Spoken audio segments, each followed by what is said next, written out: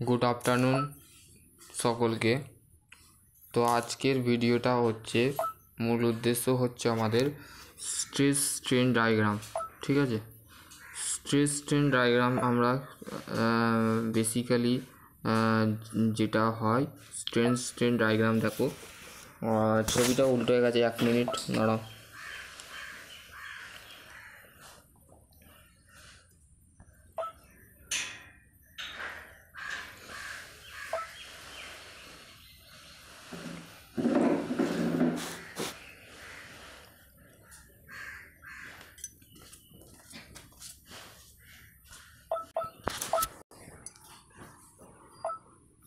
তো stress strain diagram বা যে জিনিসটা আছে, স্ট্রেস স্ট্রেন ডায়াগ্রাম বুঝতে গেলে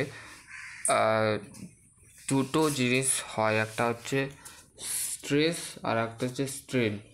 তো স্ট্রেস বলতে আমরা কি বুঝি? Force per unit area. আর স্ট্রেন বলতে হচ্ছে ডিফর্মেশন ফোর্স, মানে যে ফোর্সের দ্বারা আমরা ডিফর্ম করছি মানে কোনো জিনিসকে। তারপরে হচ্ছে নেক্সট হচ্ছে এর মধ্যে যে লাইনটা গেছে, দেখো এইখান থেকে আমি জিনিসটা দেখাচ্ছি। এই লাইনটা হচ্ছে স্ট্রেনের, আর এটা হচ্ছে এটা হচ্ছে স্ট্রেস, আর এটা হচ্ছে স্ট্রেন। তো স্ট্রেস স্ট্রেন তো বললাম। তো স্ট্রেস সমান মানে সিগমা দিয়ে ডিনোট করা হয়। তো p by a, force per unit area. তো এর মধ্যে যে কিছু কিছু যেমন পয়েন্ট থাকে বা লাইন থাকে বা সেটা রিজন বলা যেতে পারে, প্রথমে হচ্ছে লিমিটও বলা যেতে পারে। তো বেসিক্যালি হচ্ছে প্রপোর্শনাল লিমিট। প্রপোর্শনাল লিমিট বলতে আমরা কি বুঝি?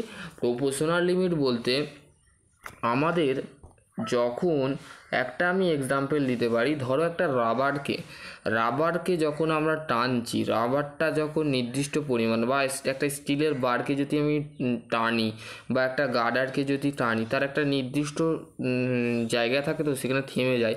তো অ্যাকচুয়ালি আমাদের সেই জিনিসটা কি হচ্ছে, প্রপোর্শনাল লিমিটটা হচ্ছে কি, প্রপোর্শনাল লিমিটটা হচ্ছে আমাদের ও থেকে যখন ও থেকে এ পর্যন্ত যখন যাচ্ছে, ও থেকে এ পর্যন্ত যখন যাচ্ছে তখন সেই জিনিসটাকে বলা হচ্ছে, ও হচ্ছে আমাদের বিন্দু বা কেন্দ্র থেকে যখন আমাদের এ পর্যন্ত যাচ্ছে তখন সেটাকে বলা হচ্ছে প্রপোর্শনাল লিমিট।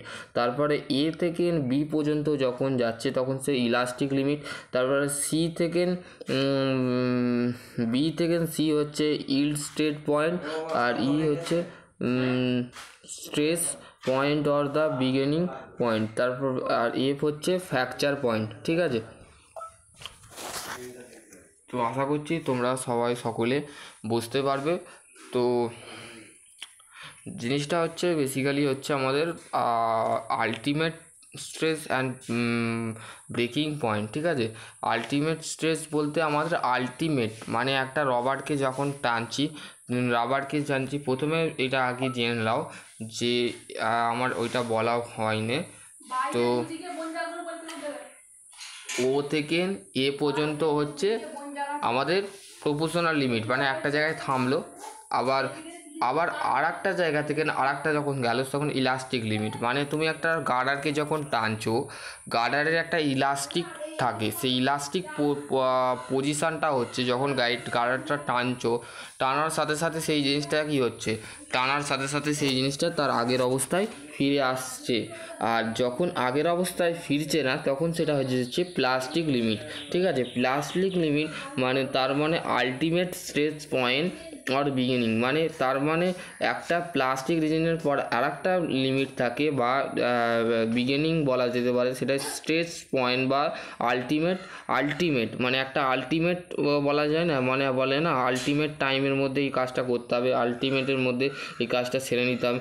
তো সেইটাই হচ্ছে। আর এফটা হচ্ছে ফ্র্যাকচার পয়েন্ট মানে হচ্ছে এইটা করার জন্যে আমাদের একটা মেশিন ইউজ করা হয়, সেটা হচ্ছে UTM machine, universal testing machine. মানে ইউনিভার্সাল টেস্টিং মেশিনের মধ্যে আমাদের যে স্পেসিমেন থাকে বা বার থাকে, মাইল স্টিল বার, সেই বারটাকে আমরা কি করি, একটা বার ধরা গেল, একটা বার আছে, 1 মিনিট, এখানে একটা বার আছে। ঠিক আছে, এই বারটাকে আমি কি করতে চাইছি, ব্রেক করানো মানে সেটা বিটেল করতে চাইছি, ভেঙে দিতে চাইছি। তো ভাঙার জন্য আমাদের পরীক্ষা করতে চাইছি, টেস্টিং করার জন্য আমরা সেই ল্যাবে গেলাম তোমাদের যে ডিপ্লোমা কলেজের ল্যাব আছে, সেই ল্যাবে আমি সেই টেস্ট করলাম।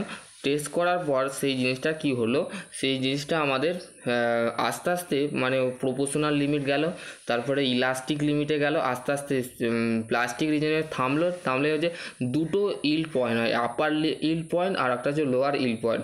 তো আর একটা হচ্ছে আলটিমেট স্ট্রেট পয়েন্ট, মানে সেটা আলটিমেট হবে। এবার আস্তে আস্তে সেই মেটেরিয়ালটা ভাঙবার কিছুটা পরিমাণ, এই যে মেটেরিয়ালটা আস্তে আস্তে সেই মেশিনের মধ্যে যখন আমরা লোড দিচ্ছি, লোড দেওয়ার সাথে সাথে লোড মানে 400 লোড দিতে পারি, 300 লোড দিতে পারি, 300 মেগাপাস্কেল লোড দিতে পারি, 400 মেগাপাস্কেল লোড দিতে পারি, সেটা ডেফিনেটলি তার উপরে ভিত্তি করছে। সেটা হচ্ছে তারপরে হচ্ছে ফ্র্যাকচার পয়েন্ট বলতে আমরা তখন যখন মেটেরিয়ালটা আস্তে আস্তে মানে একটা গার্ডারকে যখন টানার সাথে সাথে সেই জিনিসটা কী হয়ে যাচ্ছে, ফ্র্যাকচার হয়ে যাচ্ছে, সেই জিনিসটাই হচ্ছে আমাদের এখানে বলা আছে। ঠিক আছে, তো মেনলি এই জিনিসটাই কিন্তু এখানে বলে দেওয়া আছে, আর কিছু নয়। এই গ্রাফটাকে তোমাদের এই কারণেই করতে হবে, যখন তোমরা হাই লেভেল স্টাডি করবে সেখানেও কিন্তু এই গ্রাফটা ইউজ করা হবে।